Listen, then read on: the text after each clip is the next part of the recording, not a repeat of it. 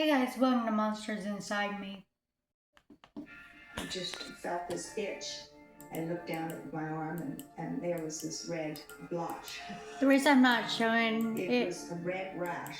is because It copyright. looked very much like a mosquito bite. She doesn't think much of it and puts the rash out of her mind. I just didn't think that it was anything that serious. But the following afternoon, her husband returns home from the fields with the exact same problem.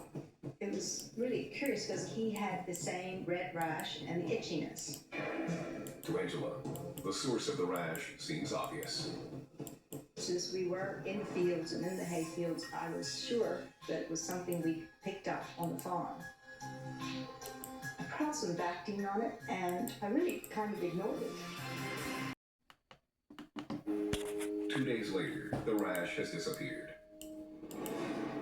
I assumed that, it was a bite and it went away, and so we just went on our business. We left the farm and came back to Bethesda after about a month, and since we had no further symptoms, we just forgot about it. But the ordeal that Angela is about to face won't be so easy to forget.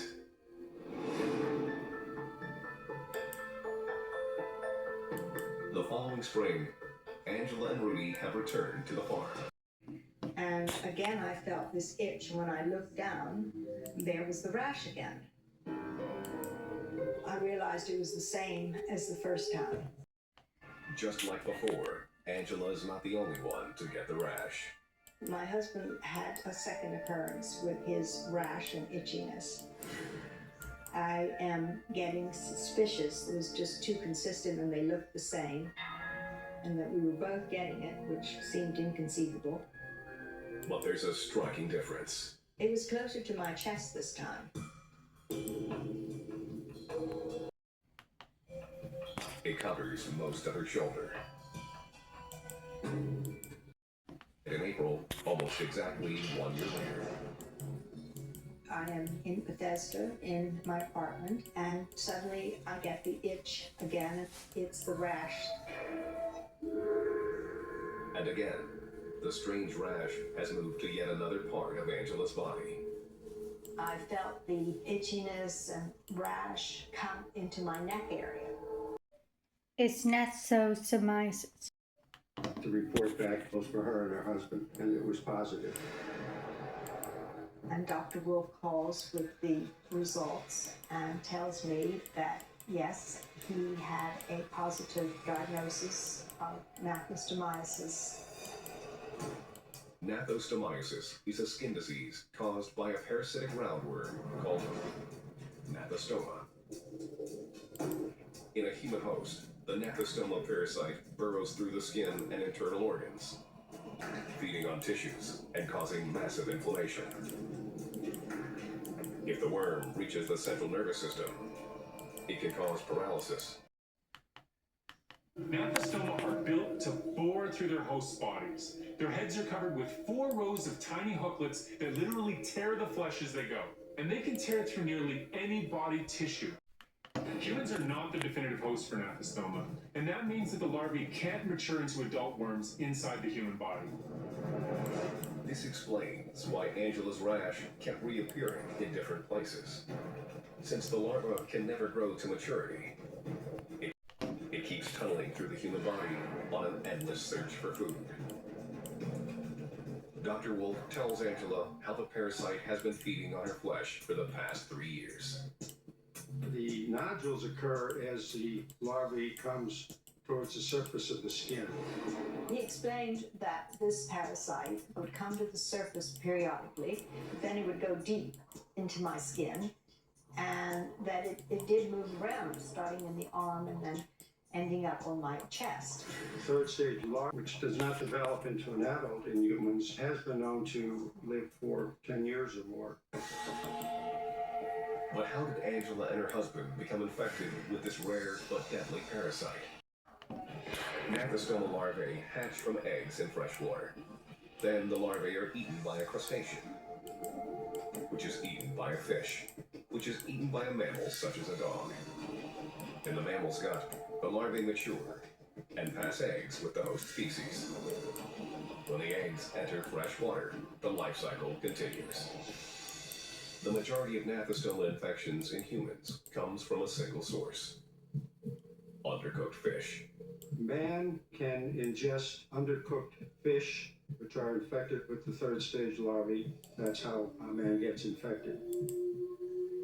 I went back to think where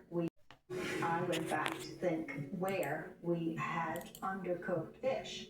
And the only place was on our trip to Africa. One afternoon, my husband went fishing and caught some catfish. We thought we'd have them for dinner, but the cook had planned something else, so he made it into sushi. It didn't occur to me not to eat it, which was foolish, so we had the catfish as sushi for our first course of dinner that evening. So this was another piece of the puzzle that fit together. With the diagnosis in place, Angela turns her attention to ridding. I was concerned and absolutely wanted to get rid of it, and thought that, the quicker the better, actually. The treatment was a drug called albendazole, which is an anti-worm medication. But the treatment has a disturbing side effect.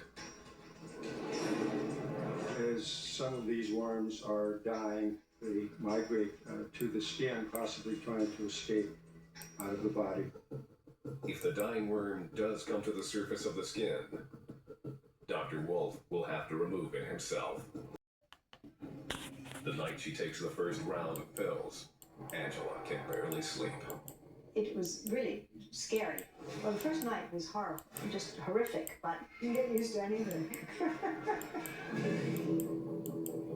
Then, 3 weeks later, Angela notices a familiar sensation. I felt the itchiness and the rash come into my neck area. Dr. Wolf uses a pair of tweezers to pluck the tiny invader from the skin on Angela's neck. And came out holding this very, very small thing. And it looked just like an eyelash. It was that small. I saw a tiny string-like object which was not moving, which may have indeed been dying at the time because of the drug treatment that she was under. And I put it into a vial of alcohol for preservation.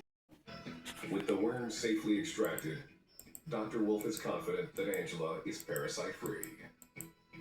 It's uncommon for people to have more than one larva, so we didn't expect that Angela would have any other problems. But after 3 years, was very happy that it was finally out of me. But what about Angela's husband, Rudy? We believe in her husband's case, the worm has probably died and was destroyed inside the body. There are less than 20 cases of Gnathostomiasis reported in the United States every year.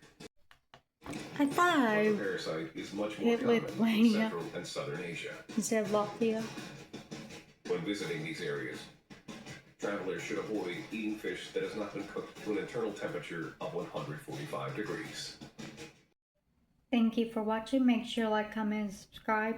Hit the notification bell to know when I post a video, and I'll see you next time.